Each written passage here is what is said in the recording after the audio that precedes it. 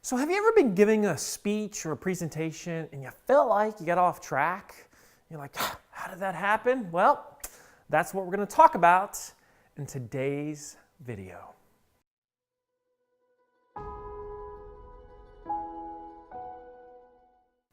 Hey folks, Marcus Sheridan here, and I want to talk about today a subject that I'm so passionate about when it comes to giving great speeches, presentations, or even this little presentation that I'm doing right now on camera, which is the principle of yes and how it applies to giving a great presentation or workshop or pitch or whatever that is. Now, if you haven't heard of this principle, and many people have, but they don't fully, I believe, understand it in terms of how to use it in a communication setting.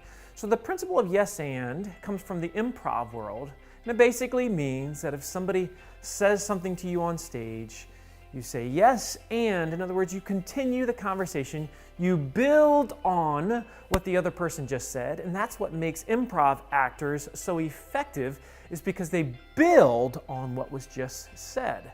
So how does this affect communication? Yes and is the key. It is the key to helping your team to be effective on camera, or yourself, or it's the key to giving a presentation and not stopping and not getting thrown off when things go weird. And the idea behind yes and, if you really get it in this communication style setting, is whatever happens, you always move forward with it regardless of if it was supposed to happen or not. So let me give an example of one that people mess up all the time, right? Have you ever seen someone give a presentation and they're using a clicker, yeah?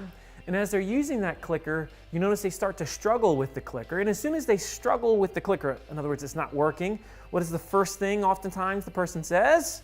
Yep, they say, my clicker is not working.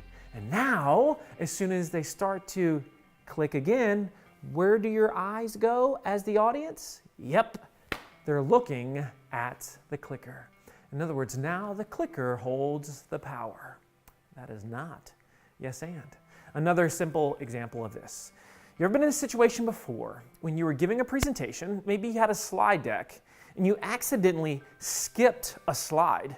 Now, oftentimes, you've seen this before, if a presenter skips a slide, what do they normally do? Well, they say, oops, I skipped a slide. Well, you don't want to do that. You don't want to give power to the thing that just happened that wasn't supposed to happen. And so instead of doing that, the yes and way of rolling with it is either you just keep going and you don't acknowledge it, or you click back to the slide that you wanted to go to, because the fact is most people weren't paying attention, or they didn't notice, or it didn't matter.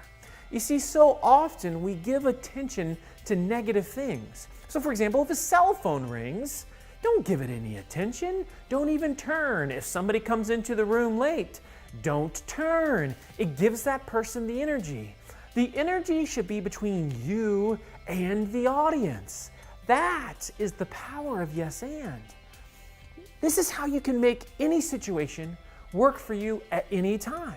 No matter what you think, man, this is going crazy, yes and will save you, and you will find in any moment you can make it work for you. That is the principle of yes and that is absolutely something that if you want to become a great communicator, you want to become a master of. If you enjoyed this video, make sure you subscribe. As always, my friends, let's get to work.